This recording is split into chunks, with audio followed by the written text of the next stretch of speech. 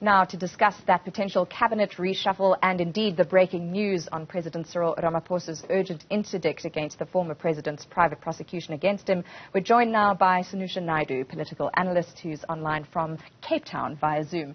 Sanusha, I know I have thrown that new breaking story into the mix, but just to speak to this issue of litigation between the current and former head of the party and indeed the country, it really did dominate that elective conference, which isn't quite wrapped up. Your thoughts? Good afternoon, Erin. Good afternoon to the viewers. Season's greetings to all of you. Yeah, it really is a hangover from that, but I think it even extends beyond that. Because if you look at the elective conference and the fact that at the last minute or the last hour before the conference could begin, we know that this private prosecution that former President Zuma had brought against President Ramaphosa was all part of the architecture and the kind of dynamics that underpinned whether or not former President Zuma was going to allow President Ramaphosa to actually continue in the kind of uninterrupted form in delivering his political report, but also in terms of how the dynamics of the ANC was playing out in the context of the second term for President Ramaphosa, but also the kind of dynamics playing out in terms of the slate politics. So it's no surprise that now you're seeing this extend itself into the new year, as well as beyond the business of the elected conference, which will get finalized and completed on the 5th of January, but it extends even beyond the January 8th statement, which is a key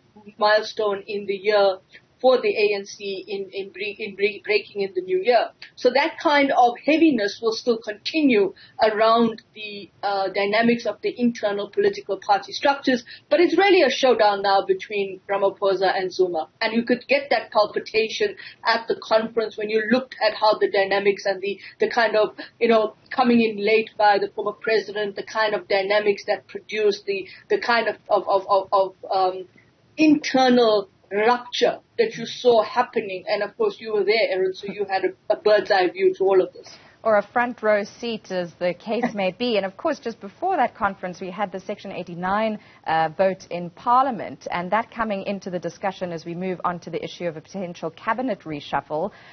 Is Dr. Nkosazana Dlamini-Zuma likely to be in the literal firing line, do you think? And also, Sanusha, what is the delicacy of a potential cabinet reshuffle between now and January the 5th, when conference will actually finally wrap up for the first time ever, so long after it began, and then ahead of January the 8th?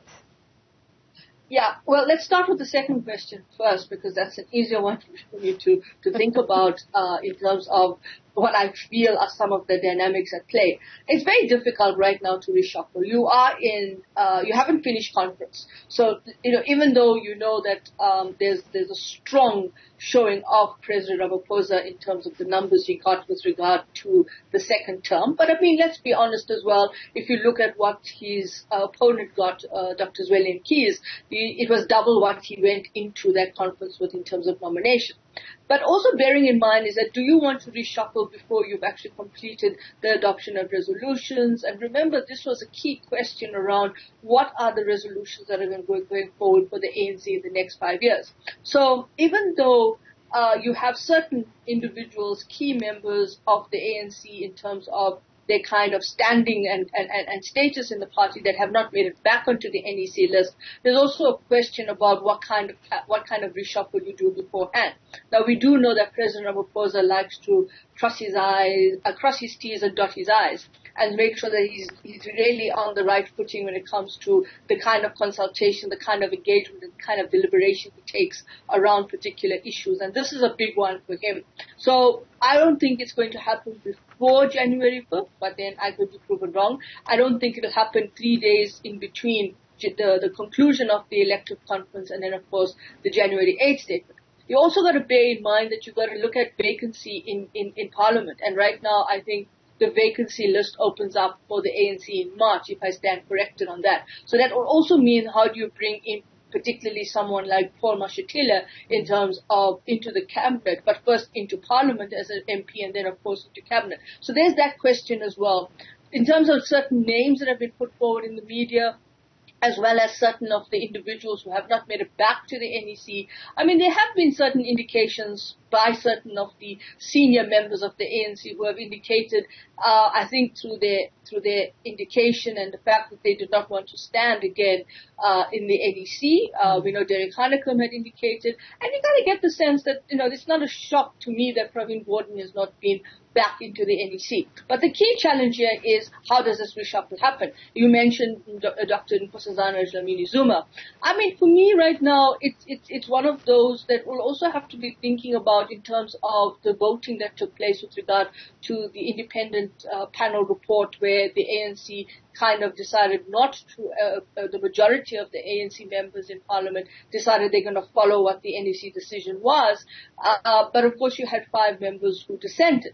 Now the question then becomes is, how do you deal with that? Because a lot has to also hinge on what the business of the NEC, the new NEC, will be. Because a lot of it has been kicked down the road from the old NEC, from for example, the Integrity Commission reports to deal with Phala Phala and digital vibes. You've got other questions coming down the line with regard to some of the questions with regard to the lost in translation around the step-aside rule, its implementation, and then of course there's resolution. So I think between now and January 8th or after January 8th will be where I think a lot of these questions rise. Who's going, who's staying, I think again is also one that we can speculate on, but at this point in time it's going to be very difficult to do so, because at the end of the day it has to also synchronize with what's going on in the NEC and the ANC and finishing up their business of elective conference.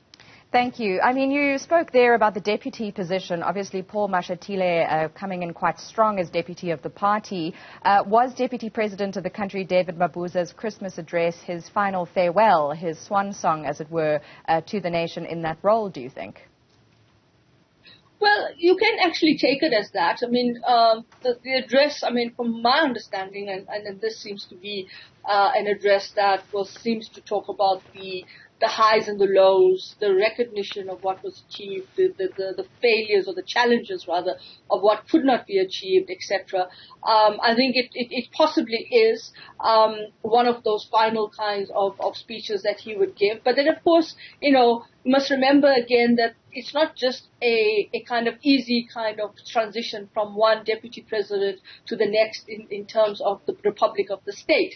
So I think you've got to also find to what extent that you bring in the current deputy president of the party. And we know that the ANC is a creature of habit. They don't like the separation of centers of power. They like that consistency and coherence between state and party and state. So I think at the end of the day, we'll have to look and see to what extent, how they bring deputy president Paul Mashatile of the ANC into government, and whether that is going to be where we're going to look at in terms of vacancies that arise within Parliament. And this also applies to questions around what the restructuring, what the reshuffle will be like. We heard a lot of ministries that will need to be reshuffled. I think for one, the one in my mind is a certainty is that can the SG, the current SG, Fikile Mbalula, have 2 positions, one in terms of Minister of Transport in terms of his portfolio in government,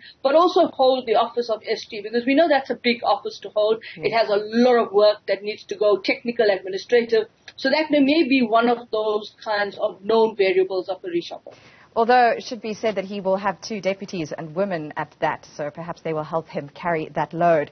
The Sunday Times also highlighting that we currently don't have a public service and administration minister because, of course, Ayanda Dlodlo has moved on to the World Bank. Sanusha, we're running short on time, but just as a crisp, short final answer, again, the Sunday Times citing a senior party leader of the ANC and saying, with the win at conference, which the paper describes as a landslide, Ramaphosa now doesn't need to look over his shoulder. So what should we make of a decisive cabinet reshuffle? Is that a new president stepping into the union buildings for 2023? I think only President Ramaphosa knows that answer. And I think he's the only one that will know how he wants to actually now structure his presidency, both in terms of the second term within the party and, of course, going forward in terms of where he wants to be in the next 18 months until the next election, 2024. And he himself will know how decisive he needs to act. But I think, again, the challenge is we also got the recommendations of the Zondo Commission 6 months down the line. That also poses a serious kind of intimation about where we must be in 6 months in terms of the reshuffle. Sanusha Naidu, political analyst, to us on the line from Cape Town. Thank you very much for your time.